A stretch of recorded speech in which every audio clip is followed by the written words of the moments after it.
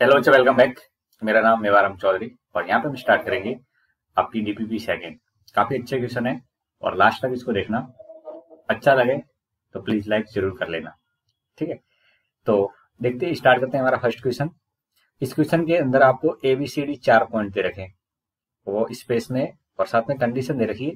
ये सेटिस्फाई कर रहे हैं A B vector dot C D is equal to k time mod of AD का स्क्वायर प्लस बीसी का स्क्वायर माइनस एसी स्क्वायर है minus of BD square. तो find out करना है के की वैल्यू क्या आएगी। अब बच्चों इस टाइप के क्वेश्चन सॉल्व करने समय क्या करेंगे, अपन ए बी सी डी ये जो चारों पॉइंट दे रखे हैं इनके पोजीशन वेक्टर को एज्यूम कर लेंगे। क्या करेंगे, पोजीशन वेक्टर को यहाँ पे एज्यूम कर सकते हैं। अब हम हमारी तरफ से अगर कोई वेक्टर एज्यूम करें और आंसर उस वेक्टर पे डिपेंड नहीं कर रहा, एक कांस्टेंट वैल्यू निकल के आ रही है, तो बच्चों यहाँ पे किसी एक को आप ओरिजिन पे रख लो। क्या करो, एक को ओरिजिन पे रख लो। तो ओ यानी जीरो, ये जो ए वेक्टर है उसको मैं ओरिजिन पे रख लूंगा, ठीक है ना। ए बी की जगह इसको आप बी वेक्टर ही मान लो। सी का पोजीशन वेक्टर है, सी का पोजीशन वेक्टर है उसको सी ही मान लो। और डी का जो पोजीशन वेक्टर है उसको स्मॉल डी मान लेते हैं, ठीक है। और ये हमने क्या किया, पोजीशन वेक्टर एज्यूम कर दिए, लेट पोजीशन वेक्टर। अब ऐसा एज्यूम करने के बाद में हमारा क्वेश्चन का जो फॉर्मेशन होगा कैसे होगा। अब देखिए ए बी वेक्टर लिखना है, तो यहाँ से बताओ ए बी वेक्टर कितना होगा। यहाँ से अगर मैं इस रिलेशन को आगे बढ़ाना चाहूँ तो इस रिलेशन के अंदर ए बी वेक्टर तो कितना होगा, B vector minus zero vector dot C D vector लिखेंगे तो ये हो जाएगा D vector minus C vector is equal to k time bracket लगाएंगे, मॉड्यूलस लगाएंगे, क्या लगाएंगे, मॉड्यूलस लगाएंगे।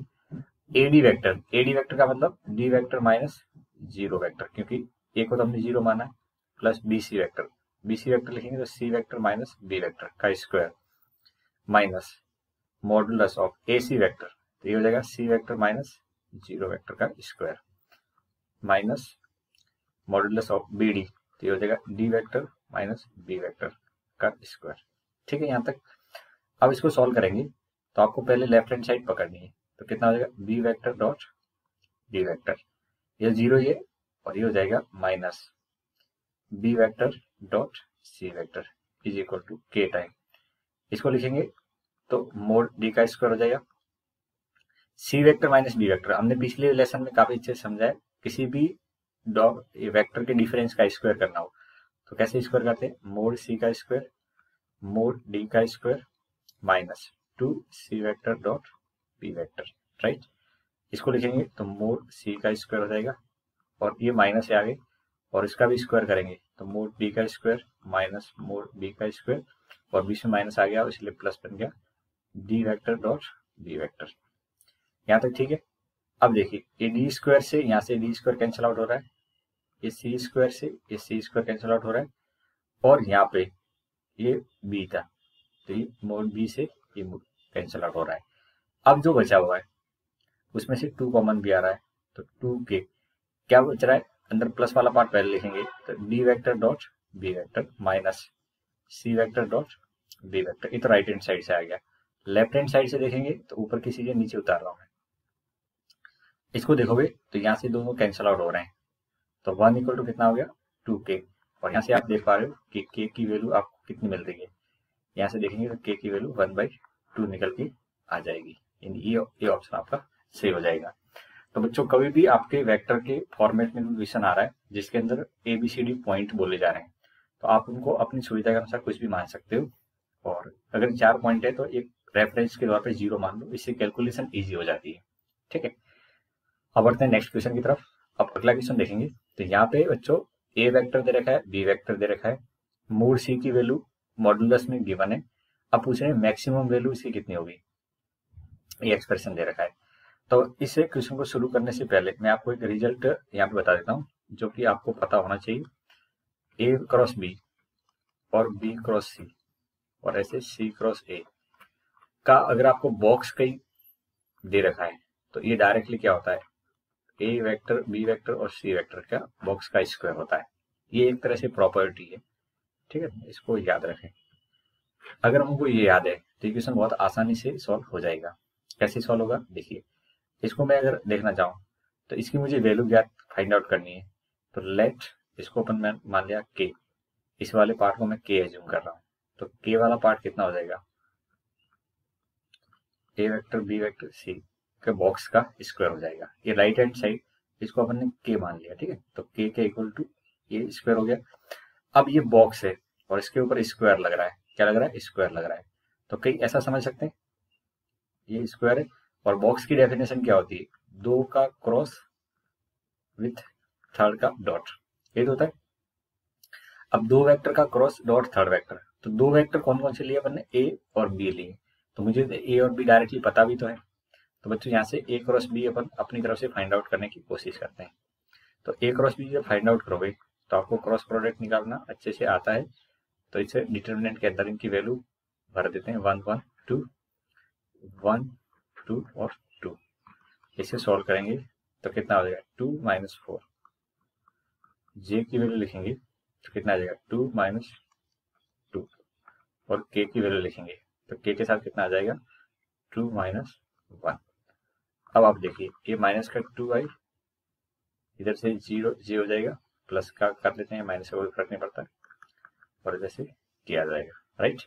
अब देखिए इस वाले पार्ट का जो एक्सप्रेशन में लिखना चाहूँ तो इसको मैं इसको एक वेक्टर समझ रहा हूँ, तो इसको वेक्टर समझ रहे हैं तो दो वेक्टर का डॉट लग रहा है, तो ए क्रॉस बी इसका डॉट लिखना है, तो डॉट कैसे लिखते हैं इसके डॉट को, मोड पहला वेक्टर मोड दूसरा वेक्टर और कॉस ऑफ, किसके बीच में, इन दोनों के बीच में एक एंगल बन रहा होगा और वो एंगल थीटा मान लेते हैं, तो कॉस थीटा लिखा जाएगा, और उसके ऊपर स्क्वायर तो लग ही रहा है तो इसको स्क्वायर लिख लेते हैं, ठीक है। तो अभी देखिए ये जो एक्सप्रेशन की वैल्यू है, इस एक्सप्रेशन में आप देख पा रहे हो कि ए क्रॉस बी के मॉडुलस का स्क्वायर भी हो रहा है, मोड सी का स्क्वायर भी हो रहा है, और कॉस का स्क्वायर भी हो रहा है। अब ए क्रॉस बी का मॉडुलस कितना आएगा, तो हमने ए क्रॉस बी तो पहले फाइंड करके रखा है, अब इसका मॉडुलस लिखेंगे तो कितना हो जाएगा, -2 का स्क्वायर प्लस 1 का स्क्वायर, तो ये √5 होगा, कितना होगा, तो ये √5 का स्क्वायर, मोड सी 1 है तो 1 का स्क्वायर और कॉस स्क्वायर थीटा। अब देखेंगे तो कितना हो रहा है, 5 कॉस स्क्वायर थीटा निकल के आ रहा है के। अब बताओ के मैक्स अगर लिखना चाहें तो मैक्स कितना हो सकता है, मैक्सिमम वैल्यू तो 5 होगी, क्योंकि कॉस स्क्वायर थीटा की वैल्यू 0 से 1 होती है। कितना होता है कॉस स्क्वायर थीटा की वैल्यू, ये 1 और 0 के बीच में रहती है, तो मैक्सिमम कब होगी, जब ये वाली वैल्यू 1 के इक्वल टू रह जाए, तो उस कंडीशन में के की वैल्यू कितनी आ जाएगी, 5 आ जाएगी, तो आपका ये आंसर सही हो जाएगा। तो देखिए लॉजिकल क्वेश्चन पूछे जाते हैं और इन क्वेश्चन को अप्रोच करने का तरीका आपको बिल्कुल बेसिक से लगाना होता है, राइट। चलें आगे, अब अगला क्वेश्चन की तरफ बढ़ते हैं। इस क्वेश्चन के अंदर आपको यू वेक्टर, वी वेक्टर और डब्ल्यू वेक्टर दे रखा है, और यहाँ पे बात की जा रही है एक एन कैप जो यूनिट वेक्टर है, ठीक। तो बच्चों मैंने वैसे बताया तो नहीं था, पर अब बता देता हूँ। अगर कोई यूनिट वेक्टर एज्यूम करना है, क्या करना है, यूनिट वेक्टर एज्यूम करना है, तो हम 3D के अंदर पढ़ेंगे, लेकिन अभी यहाँ पे थोड़ा सा डिस्कस कर लेते हैं। इसको ऐसा लिखें, LI MJ और MK, इसमें जो यूनिट वेक्टर है तो इसका जो मॉडुलस होगा L square plus M square plus N square, ये 1 के इक्वल टू रहता है, क्या रहता है, 1 के इक्वल टू लेते हैं। तो ध्यान रखें कभी भी आपको यूनिट वेक्टर एज्यूम करना हो तो आपको LI MJ और N के वेक्टर के कैप के फॉर्मेट में एज्यूम करें, ठीक है। तो ये हमने एज्यूम कर लिया।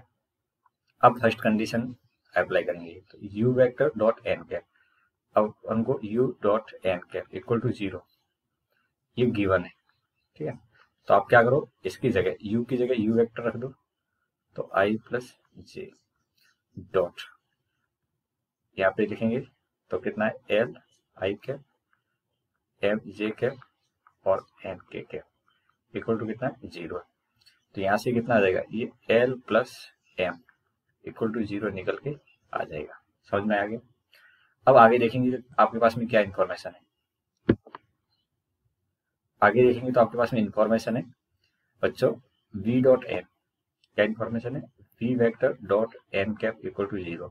तो v की वैल्यू यहाँ रखेंगे तो i minus j dot l i m j और n k cap equal to 0 रख लेते हैं। इसको सॉल्व करेंगे तो डॉट प्रोडक्ट निकालेंगे तो ये l minus m equal to 0 आ जाएगा, ठीक है। ये इक्वेशन सेकंड है। From first and second, from first plus second. अगर फर्स्ट और सेकेंड को ऐड कर लेते हैं तो एल प्लस एम और एल माइनस एन है, तो 2l की वैल्यू कितनी हो जाएगी 0। तो एल यहाँ से 0 निकल के आ रहा है। और एल अगर 0 है, एल 0 है तो इसको मैं यहाँ रख दूं तो मेरे पास में क्या आ जाएगा, एम भी 0 आ जाएगा। ठीक है, एम भी कितना आ जाएगा 0, एल भी 0 है, एम भी 0 है। तो इन दोनों को यहाँ अगर रखा जाए, ठीक है, इन दोनों को उस जगह रखा जाए तो आपके पास में क्या हो जाएगा, 0 का स्क्वायर प्लस 0 का स्क्वायर और एन का स्क्वायर इक्वल टू 1। तो एन की वैल्यू कितनी आ जाएगी, प्लस माइनस 1 निकल के आ जाएगी। अब मुझे फाइंड आउट क्या करना है, डब्ल्यू vector dot n cap find out करना है। डब्ल्यू वेक्टर आपको गिवन है, तो पहले तो एन कैप अब क्या बन गया, एन कैप देखेंगे तो एल की जगह 0, इसी जगह पे एल 0 एम 0, तो यहाँ पे केवल प्लस माइनस के कैप निकल के आ रहा है। ये मेरे पास में आ गया, एन कैप आ गया। अब मैं यहाँ पे डब्ल्यू वेक्टर डॉट एन कैप करूँ तो ये आपको डब्ल्यू यहाँ पे लिखना पड़ेगा, 3k dot dot plus minus के, और इसकी वैल्यू जब डॉट प्रोडक्ट में लिखेंगे तो आई जे के तो यहाँ पे है नहीं राइट साइड में, तो के का के साथ मल्टीप्लाई करेंगे तो प्लस माइनस 3 आ जाएगा। तो यहाँ पे डिजिट ये इंटीजर टाइप के क्वेश्चन थे, तो इसका आंसर कितना लिखोगे, अगर 0 पॉजिटिव में आंसर लिखना है तो प्लस 3 आंसर इसका आ जाएगा। राइट है, चले आगे। तो ये क्वेश्चन का अप्रोच समझ में आ गया, जो जो इन्फॉर्मेशन थी उसको आप सेटिस्फाई करवाते जाओ, आपको आंसर मिल जाएगा। अब क्वेश्चन नंबर 4 देखेंगे। इस क्वेश्चन के अंदर आपको यहाँ पे एम ए एम बी और एम सी 3 वेक्टर की बात की जा रही है। कितने वेक्टर की बात की जा रही है, 3 वेक्टर, 1 2 और 3। ये तीनों यूनिट वेक्टर हैं। पर इतना तो पता लग रहा है, एम ए का मॉडुलस, एम बी वेक्टर का मॉडुलस और एम सी वेक्टर का मॉडुलस, तीनों का मैग्नीट्यूड कितना है, 1 है, यूनिट वेक्टर है इसलिए। अब ये दो का डॉट 0 है, तो एम ए और एम बी आपस में क्या होंगे, परपेंडिकुलर होंगे। तो एम ए और एम बी क्या होंगे, परपेंडिकुलर, और ऐसे एम ए और एम सी भी परपेंडिकुलर है, कारण क्योंकि उनका डॉट प्रोडक्ट 0 है। बी एंड सी के बीच में एंगल π/3। तो अभी तक मैंने क्वेश्चन की इन्फॉर्मेशन को कलेक्ट किया है। अब आगे क्या करना है, फाइंड द वैल्यू, हमको इसकी वैल्यू फाइंड आउट करनी है। ठीक है, तो देखिए ये जो एक्सप्रेशन दे रखा है मॉडुलस के अंदर, इसमें एम ए दो जगह दिख रहा है। तो इस इंफॉर्मेशन में एम ए अगर मैं कॉमन ले लो, क्या कर लो, एम ए कॉमन ले लो, तो m B minus minus M C vector निकलेगा। यहाँ तक समझ में आ गया, m a vector m B minus m a cross m c है, तो ये यहाँ से वैल्यू इतनी आ सकती है। अब देखिए, अब आगे कैसे सॉल्व करें इसको समझने की कोशिश करते हैं। तो देखिए m a cross m B minus M c, यानी दो वेक्टर का क्रॉस हो रहा है, इसमें m B minus M c यहाँ पे दिख ही रहा है आपको। अब इनका जो क्रॉस लिखेंगे, क्या करेंगे, क्रॉस लिखेंगे। तो कैसे लिखेंगे, तो आप बिल्कुल दो वेक्टर के क्रॉस की तरह लिख सकते हैं, एम ए का modulus m B minus M C vector.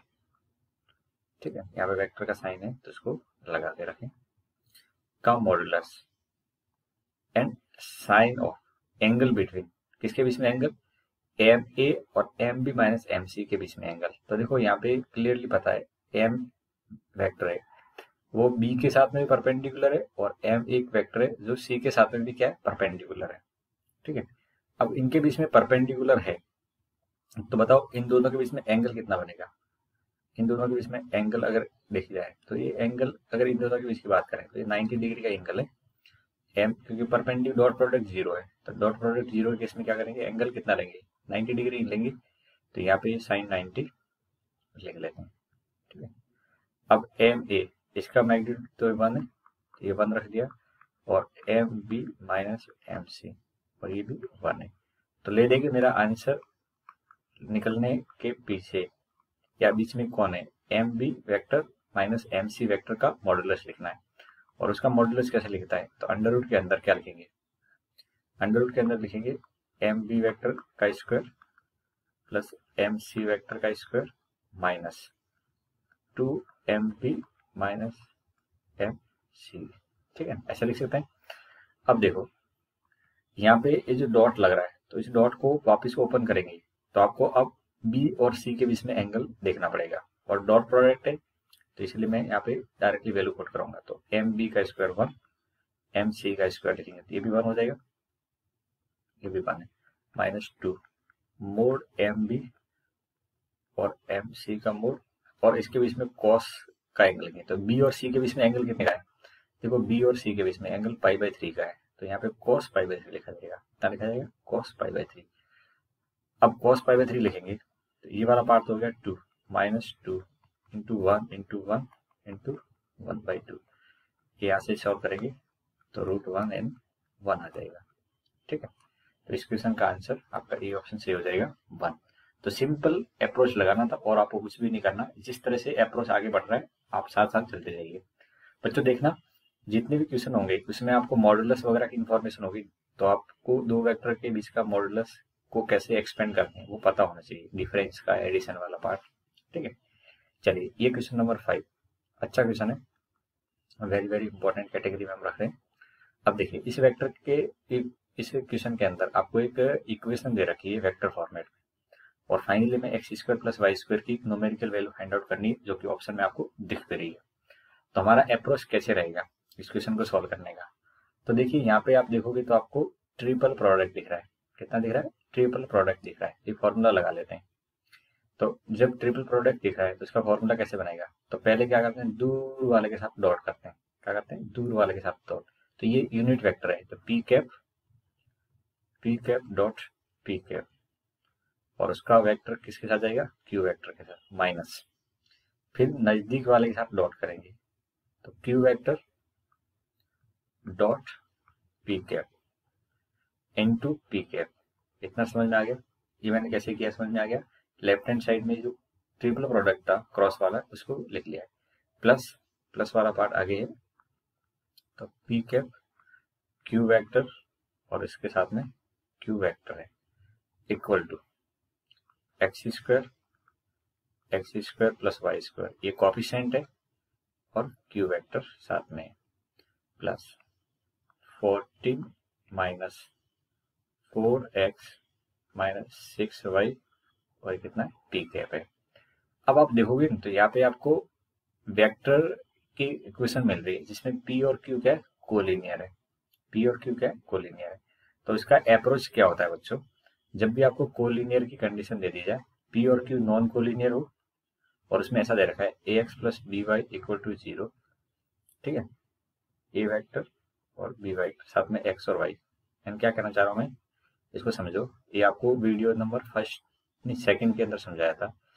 ऐसा हो a x वेक्टर और b y वेक्टर = 0 आ जाए, तो x वेक्टर और y वेक्टर अगर ये दोनों 0 हो रहे हैं, नॉन कोलिनियर है, x वेक्टर और y वेक्टर ये क्या है, नॉन कोलिनियर है। ध्यान से समझना, नॉन कोलिनियर है। तो उस कंडीशन में आपका a और b कोएफिशिएंट को 0 होना पड़ता है। क्या करना पड़ता है, कोएफिशिएंट को 0 करना पड़ता है। कोएफिशिएंट मस्ट बी 0, क्योंकि नहीं तो कोलिनियरिटी कंडीशन दे देंगे। x वेक्टर और y वेक्टर आपस में कोलिनियर की कंडीशन बना लेते हैं। अगर इसे भी समझ में नहीं आया तो आप कोएफिशिएंट कंपेयर करते हो। क्या करते हैं, कोएफिशिएंट कंपेयर करते हैं। कोएफिशिएंट कंपेयर करते हैं, एक ही बात है, कंपेयर। तो कोएफिशिएंट यहाँ पे देखेंगे तो क्यू वेक्टर का, तो क्यू वेक्टर कोएफिशिएंट कंपेयर करते हैं। तो क्यू वेक्टर का कोएफिशिएंट कितना है, यहाँ से देखते जाओ, p vector dot p vector. ये तो कोएफिशिएंट यहाँ से देखते जाना, मैं लिख लेता हूँ, कोएफिशिएंट ऑफ क्यू वेक्टर कितना है, यहाँ से 1 देख पा रहे, 1 प्लस इसमें p कैप है, उसको छोड़िए क्यू वेक्टर। तो आगे देखेंगे तो p कैप और क्यू वेक्टर, ये कोएफिशिएंट इधर से आ गया। राइट साइड में देखेंगे तो क्यू वेक्टर का कोएफिशिएंट है कितना है, x² + y², तो x² + y², और उसको यहाँ से लेके कंडीशन नंबर फर्स्ट बना लेते हैं। इतना ठीक है। अब इधर देखिए सेकेंड वेक्टर कौन सा है, जो यहाँ पे देखेंगे तो p कैप है, तो यहाँ पे लिखेंगे कोएफिशिएंट ऑफ p कैप। जब कोएफिशिएंट ऑफ p कैप की बात करेंगे तो कितना आएगा, -q vector dot p cap. ठीक है, यहाँ से मिल जाएगा ये वाला कोएफिशिएंट। इधर कोई कोएफिशिएंट है तो यहाँ पे भी कोएफिशिएंट है नहीं। राइट हैंड साइड से देखेंगे तो कितना आ रहा है, तो बच्चों राइट हैंड साइड से आपका आ रहा है 40 माइनस 4x माइनस 6y। ठीक है, ये पी का कोफिशिएंट है और ये कोफिशिएंट की कंडीशन हमारे पास में सेकंड कंडीशन आ गई। अब अगर मैं इन दोनों को ऐड कर दूं, क्या कर दूं, ऐड कर दूं, किसको, फर्स्ट और सेकंड इक्वेशन को ऐड कर दें, तो ऐड करते ये तो कैंसिल आउट हो जाएगा, तो इधर से कितना आ जाएगा, 1 आ जाएगा, क्या आ जाएगा 1, और यहाँ पे आ जाएगा माइनस 14 माइनस का 4x माइनस 6y। ठीक, और यहाँ से आप देखोगे तो 4x plus 6y, 4x plus 6y is equal to कितना हो गया 30। ये इक्वेशन नंबर 3 आ गई। अब यहाँ से आने के बाद में ये इक्वेशन की कंडीशन हमारे पास में मिल गई, तो अब आगे और कंडीशन हम कैसे सॉल्व करेंगे, तो सेकंड कंडीशन आपको देखनी है यहाँ से। अब देखिए हमको तो एक्स स्क्वायर और वाई स्क्वायर की वैल्यू निकालनी है, तो थोड़ा सा इसमें चेंज करते हैं। चेंज ऐसे करते हैं कि यहाँ पे ये जो ऐड किया है मैंने, ठीक है, तो जब ऐड करेंगे तो लेफ्ट हैंड साइड तो ठीक थी, पर यहाँ पे थोड़ी सी ऐसी रहेगी लिखने में, x square plus Y square आएगा, आएगा नहीं आएगा। अब देखिए ये यहाँ तक आपको एक्सप्रेशन समझ में आ गया हो, तो इसको मैं आगे करके देख रहा हूँ, उसको देखने की कोशिश करें। एक सर्कल की इक्वेशन जैसा दिख रहा है आपको, x square minus y square minus 4x minus 6y, और ये 1 इधर आएगा तो 13 इक्वल टू 0 दिख रहा है, दिख रहा है, इस सर्कल की इक्वेशन जैसा दिख रहा है। लेकिन इस इक्वेशन के अंदर देखो, इसमें एक परफेक्ट स्क्वायर का कॉन्सेप्ट अगर सोचा जाए तो हमको थोड़ी सी हेल्प मिल सकती है। कैसे, मैं x square minus 4x plus 4 अगर लिख दूं, फिर Y square minus 6y plus 9 लिख दूं, तो कोई दिक्कत थोड़ी। ऐसा अगर लिख दिया जाए तो इस एक्सप्रेशन में कोई चेंज होगा नहीं, कॉन्स्टेंट 13 हो ही रहा है। अब ये देखेंगे तो x माइनस 2 का स्क्वायर हो रहा है, और यहाँ पे देखेंगे तो ये y माइनस 3 का स्क्वायर हो रहा है, इतना ठीक है, इक्वल टू कितना है 0। अब आप थोड़ा सा दिमाग में जोर डालो, अगर दो स्क्वायर है और इसका एडिशन 0 आ रहा है, यदि a स्क्वायर और b स्क्वायर 0 हो, तो आज के बाद ध्यान रखना इसमें a की वैल्यू भी 0 होनी चाहिए और b की वैल्यू भी 0 होनी चाहिए, तब जाके 0 हो सकता है। नहीं तो दो पॉजिटिव क्वांटिटी 0 कैसे हो सकती है, ए स्क्वायर और बी स्क्वायर दो पॉजिटिव क्वांटिटी है, इनको आप जोड़ो तो 0 कैसे हो सकता है, जब इंडिविजुअली 0 हो जाए। तो यहाँ पे इंडिविजुअली 0 होने का मतलब x माइनस 2 को 0 होना पड़ेगा और y माइनस 3 को 0 होना पड़ेगा। तो यहाँ से x की वैल्यू आप कह पाओगे 2 और y की वैल्यू कितनी मिल जाएगी 3। तो आप X square plus Y square 4 प्लस 9 13 आंसर आ जाएगा। ठीक है, तो इस क्वेश्चन का डी आंसर सही था। लेकिन कॉन्सेप्ट क्या था समझ में आ गया। पहले वेक्टर इक्वेशन दे रखी थी, उसके अंदर हमने कोफिशिएंट कंपेयर कर लिए। कोफिशिएंट कंपेयर करने के बाद आपको यहाँ पे जो एक्सप्रेशन मिला था एक्स एंड वाई के टर्म, उसमें से आपको एक्स और वाई ढूंढने थे, तो उसके लिए परफेक्ट स्क्वायर करना पड़ गया। ठीक है, अब बढ़ते हैं नेक्स्ट क्वेश्चन की तरफ और देखते हैं। ये क्वेश्चन नंबर 6 है। ये भी अपने आप में अच्छा ही क्वेश्चन है, ज्यादा इसके अंदर नहीं पूछा है, जो इतना सा पूछा है 2 पॉइंट है इन एक्स वाई प्लेन, ये ध्यान रखें, एक्स वाई प्लेन की बात हो रही है। 2 पॉइंट है एक्स वाई प्लेन में जो कि इस कर्व के ऊपर लाई कर है, इस कर्व के ऊपर लाई कर है। ठीक है, तो मैं यहाँ पे पॉइंट एज्यूम करता हूँ पी पॉइंट, लेट से इसमें x की जगह x1 है, तो y बच्चों कितना हो जाएगा आपका log ऑफ बेस 2 द, यहाँ पे 2 के बेस में बात होगी, तो ऐसा होगा नहीं होगा। और ऐसे q की बात करें और उसमें मैं x2 ले रहा हूँ, तो y की वैल्यू कितनी आ जाएगी x2 प्लस 3, इतना ठीक है। ये मेरे पास में p और q दो पॉइंट आ गए। अब क्या करना है आपको, OP डॉट आई, क्या करना है OP वेक्टर लिखना है, तो OP वेक्टर लिखेंगे। अब इसको आप चाहो तो ऐसे भी लिख सकते हो, इस जगह पे आप y1 भी एज्यूम कर सकते थे। तो OP वेक्टर लिखेंगे तो कितना होगा x1 i कैप और y1 j कैप, और डॉट किसके साथ में i के साथ में, देख पा रहे हो, और ये कितना दे रखा है 1। अब i के साथ डॉट करेंगे तो यहाँ पे x1 की वैल्यू कितनी आ जाएगी 1 आ जाएगी, कितनी आ जाएगी भाई, डॉट करोगे तो आप i का i के साथ मल्टीप्लाई करोगे तो x1 की वैल्यू 1 आ जाएगी।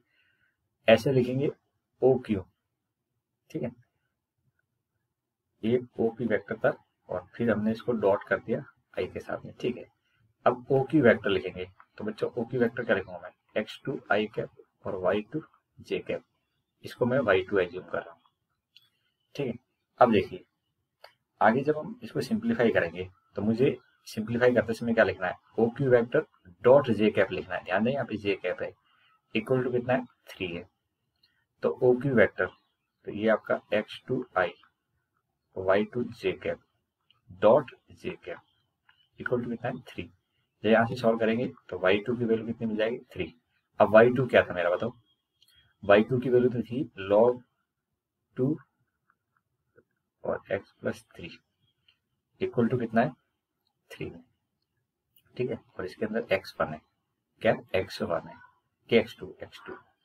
अब इसको सॉल्व कैसे करेंगे, मुझे तो x2 निकालना है, तो पहले बेस हटाएंगे, तो x2 प्लस 3 इक्वल टू कितना हो जाएगा 2 की पावर 3, जो कि 8 होता है। तो बच्चों x2 की वैल्यू कितनी आ जाएगी, यहाँ से 5 आ जाएगी। x2 की वैल्यू कितनी आ जाएगी 5, इतना ठीक है। अब x2 की वैल्यू 5 आ गई, आपके पास में x1 की वैल्यू पता है, तो बताओ इस जगह से आप अगर P पॉइंट लिखना चाहो जिसके कोऑर्डिनेट x1 y1 बोल रहे हैं, तो कितना आ जाएगा, P पॉइंट में x1 की जगह 1 और y1 की वैल्यू निकालेंगे, कितना हो जाएगा बच्चों बताओ। यहाँ पे x1 की वैल्यू 1 रखेंगे, क्या रखेंगे 1, तो ये कितना हो जाएगा, y1 की वैल्यू निकालनी है, तो x1 की जगह 1 रखेंगे, तो एक मिनट, ठीक है, हाँ तो ये यहाँ पे 3 था, ठीक है, कितना है 3 है, तो ये हो जाएगा, यहाँ पे y1 की वैल्यू बताओ कितनी आएगी, log ऑफ 2 और ये 4 हो जाएगी। log ऑफ 2 द बेस 4 कितना होता है 2 होता है, तो y1 की वैल्यू कितनी आ जाएगी 2 आ जाएगी। क्या ये पार्ट आपको समझ में आया क्या, कोई दिक्कत नहीं। अब क्यू पॉइंट देखेंगे, तो क्यू पॉइंट के निर्देशांक या कोऑर्डिनेट बोल रहा हूँ मैं x2, y2।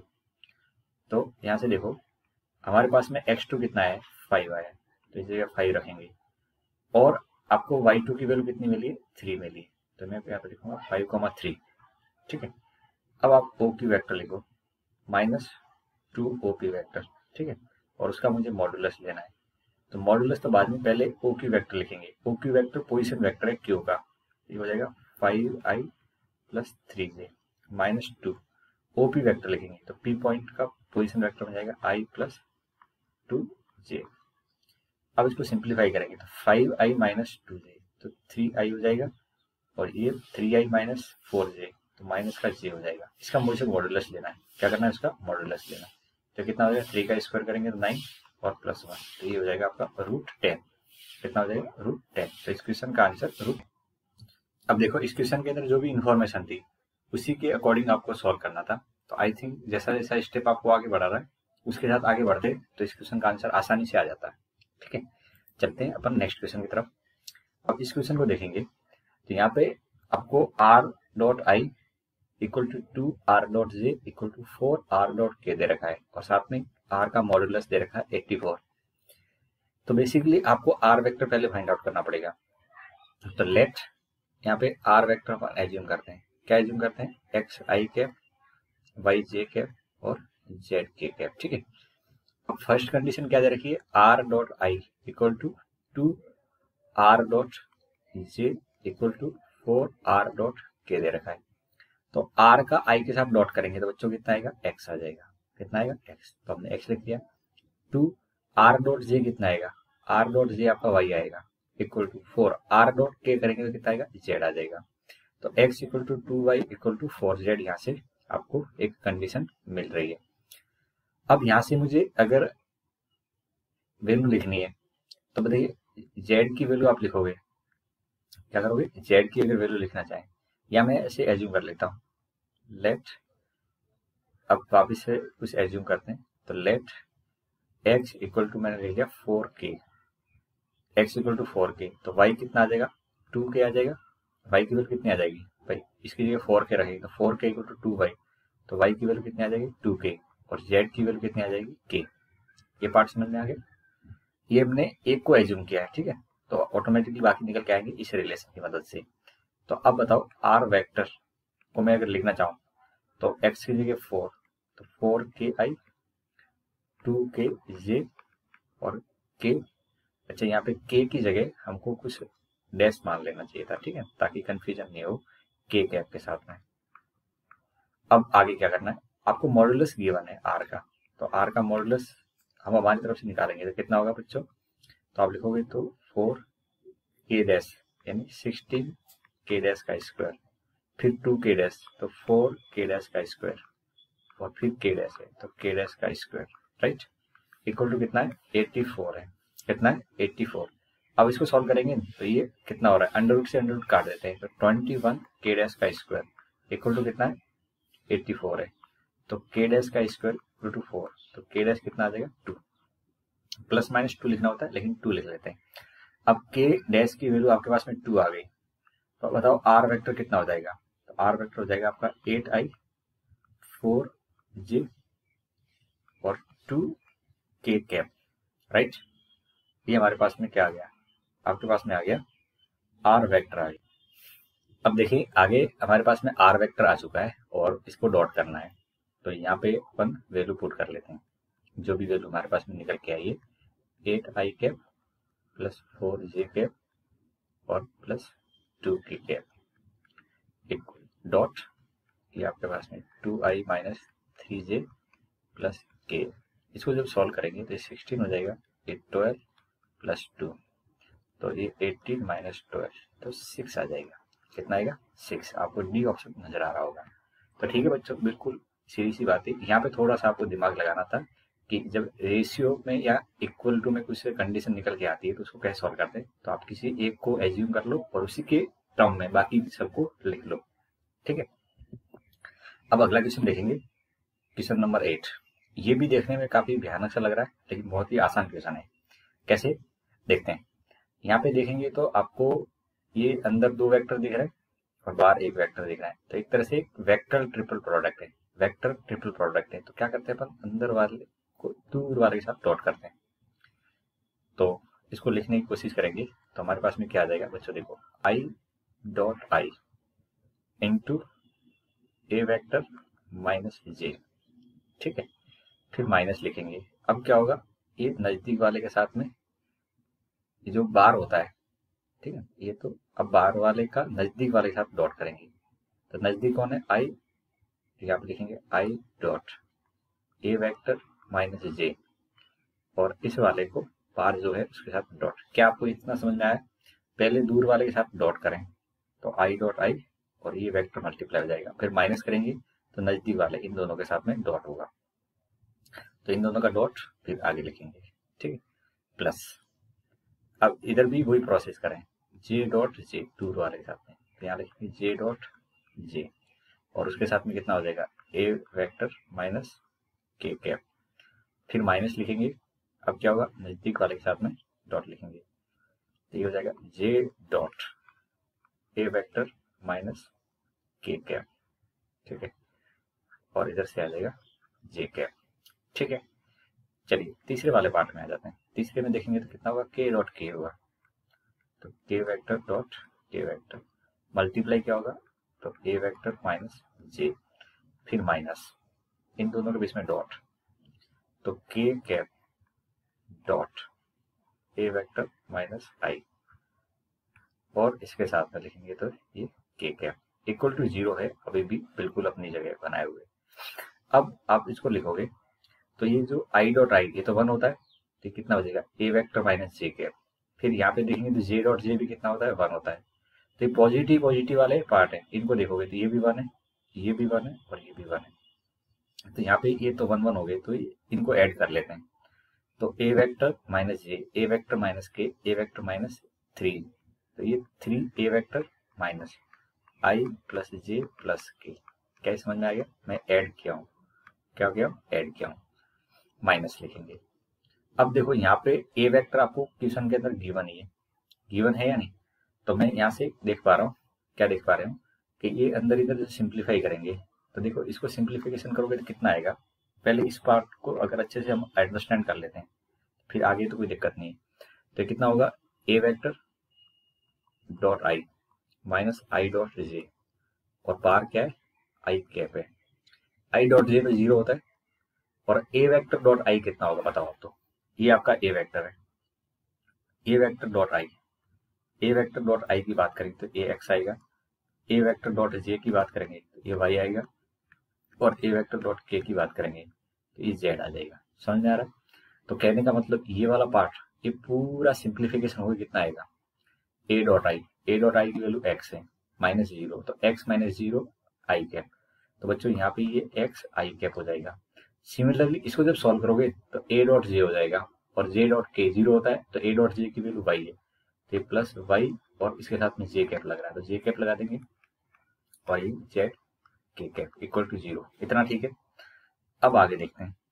ये तो खुद अपने आप में a वेक्टर है, अपने आप में क्या a वेक्टर है, तो 3a vector minus i plus j plus k minus a vector equal to 0। यहाँ से देखेंगे तो ये 2a वेक्टर इक्वल टू कितना हो जाएगा, i plus j plus k। अब 2a वेक्टर का मतलब है 2x i cap, 2y j cap और 2z k cap equal to i plus j plus k। अब यहाँ से कंपेयर करेंगे, क्या करेंगे, कंपेयर करेंगे, तो 2x की वैल्यू 1, 2y की वैल्यू 1 और 2z की वैल्यू 1। यहाँ से x की वैल्यू आपके पास में 1/2, y की वैल्यू 1/2 और z की वैल्यू भी 1/2। समझ में आ गया यहाँ तक? आई थिंक समझ में आ गया होगा, कोई दिक्कत नहीं होगी। अब मुझे क्या करना था, यहाँ से ये वाली वैल्यू लिखना नहीं है, ठीक है। तो 8 की जगह 8 रहने देते हैं, एक्स क्यूब की वैल्यू कितनी हो जाएगी, 1/8 माइनस एक्स वाई, ये 1/4 और ये भी 1/4 इक्वल टू वैल्यू है, तो ये आपका आ जाएगा 1। कितना आ जाएगा, 1। तो इस क्वेश्चन का आंसर कितना है, 1 है। तो उम्मीद है आपको क्वेश्चन जो भयानक सा दिख रहा था वो देखने में बहुत इजी लग रहा होगा और आसानी से आपने सॉल्व कर लिया होगा। अब हम बढ़ते हैं नेक्स्ट क्वेश्चन की तरफ और उसको सॉल्व करने की कोशिश करते हैं, ठीक है। इस क्वेश्चन को देखेंगे बच्चों, ये जेई एडवांस का भी है और जेई मेंस के अंदर भी आ चुका है, ठीक है। तो अच्छा क्वेश्चन मान सकते हैं अपन। और इस क्वेश्चन के अंदर आपको जो इन्फॉर्मेशन दे रखी है,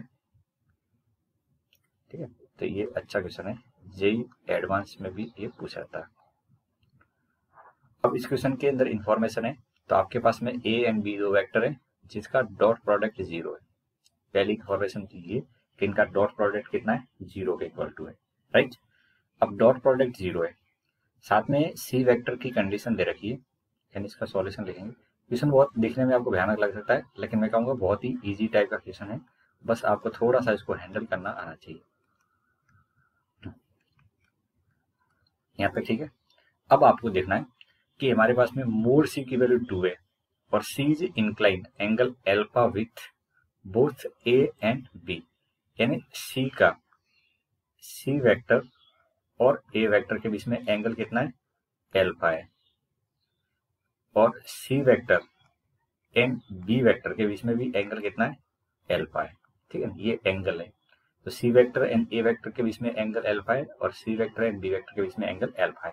अब देखो एंगल है और एंगल को यूज करना है, तो आपको कहेंगे डॉट प्रोडक्ट की तरफ जाना पड़ेगा। किसकी तरफ जाना पड़ेगा, डॉट प्रोडक्ट की तरफ जाना पड़ेगा। तो डॉट प्रोडक्ट की तरफ कैसे जाएंगे, तो हम क्या करेंगे, यहाँ पे taking dot with A vector, A के साथ डॉट ले लेते हैं।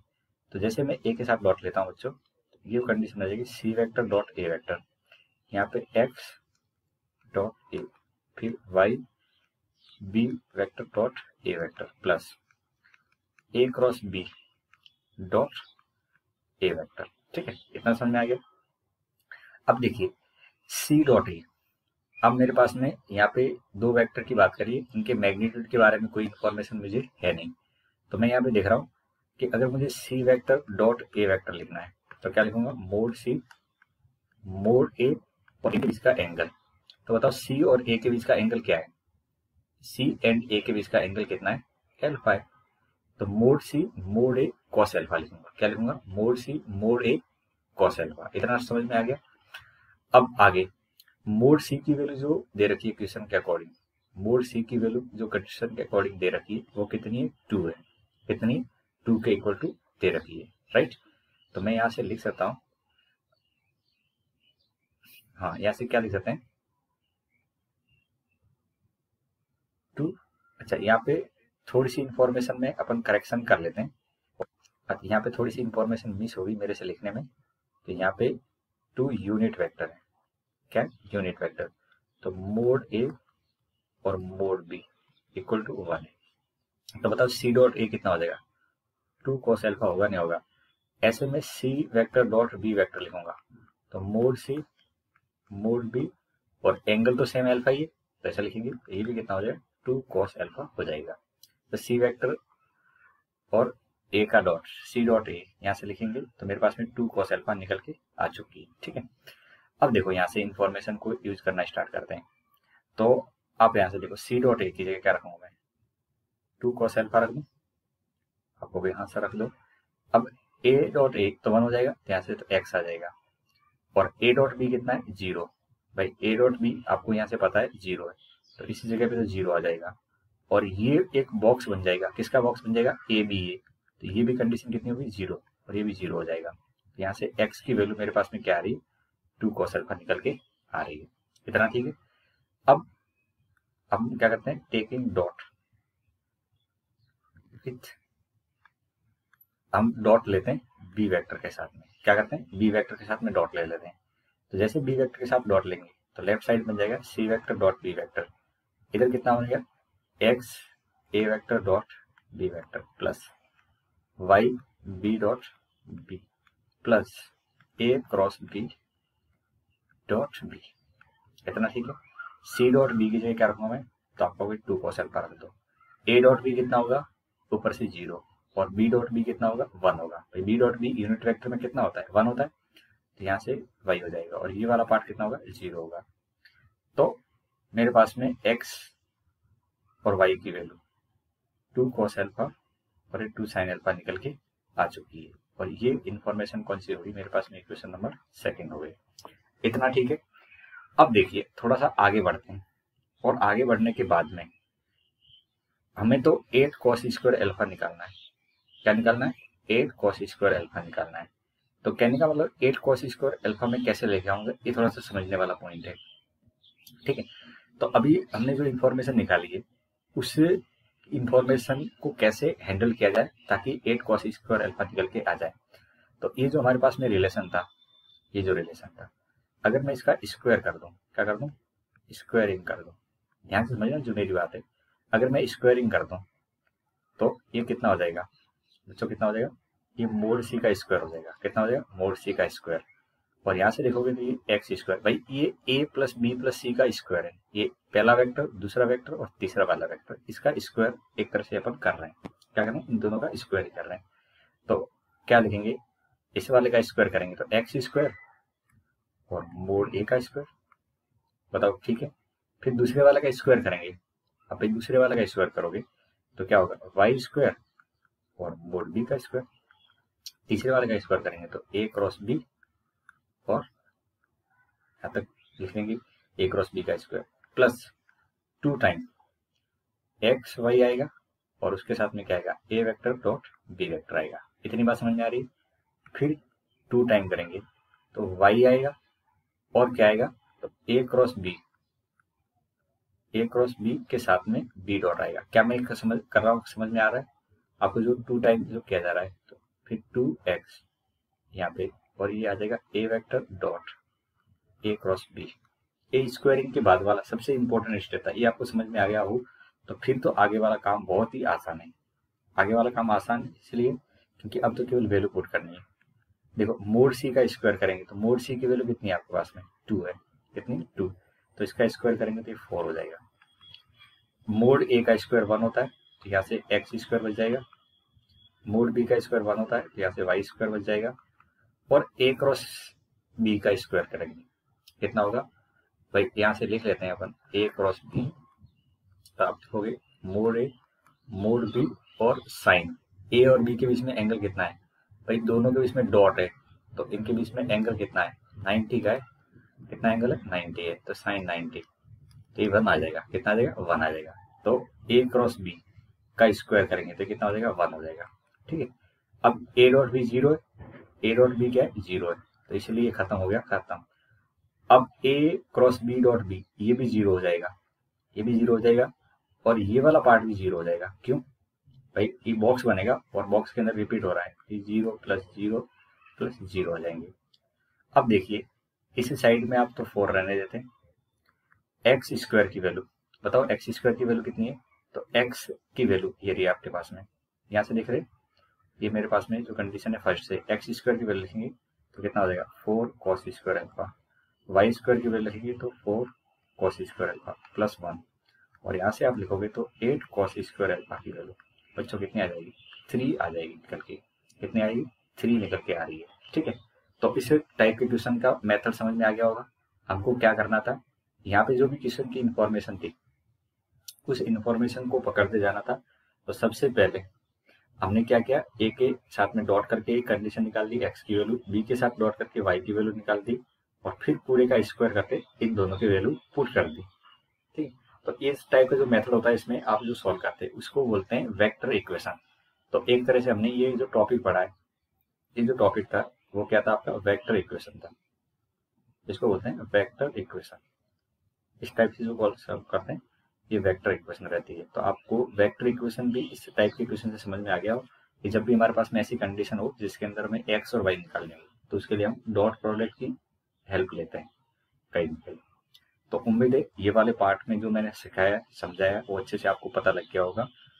अब बच्चों इस वेक्टर के अंदर मुझे एंगल बाइसेक्टर और रेसिप्रोकल वेक्टर 2 पॉइंट समझाने हैं, तो उसको मैं नेक्स्ट वीडियो में डाल रहा हूँ, तो इसके कंटिन्यूशन में जरूर देख लें। ये बोर्ड के सिलेबस में तो नहीं है, रेसिप्रोकल एंड वेक्टर इक्वेशन, तो आपको जेईई मेंस और एडवांस के दोनों पर्सपेक्टिव से पढ़ना है, तो जरूर उसको देख लें। और अच्छा लगे तो इस वीडियो को भी आप अपने फ्रेंड के बीच में शेयर जरूर करना, क्योंकि काफ़ी क्वालिटी कंटेंट देने के लिए मेहनत की है, और उसके आगे भी आपको कुछ डीपीपी वगैरह मिलती जाएगी मेरी तरफ से वेक्टर के रिलेटेड। और उसके आगे वाला पार्ट है 3D, उसको आप नेक्स्ट अलग प्लेलिस्ट के अंदर मिल जाएगा पूरे सारे लेसन, तो उनको भी आप जरूर देखें। Thank you.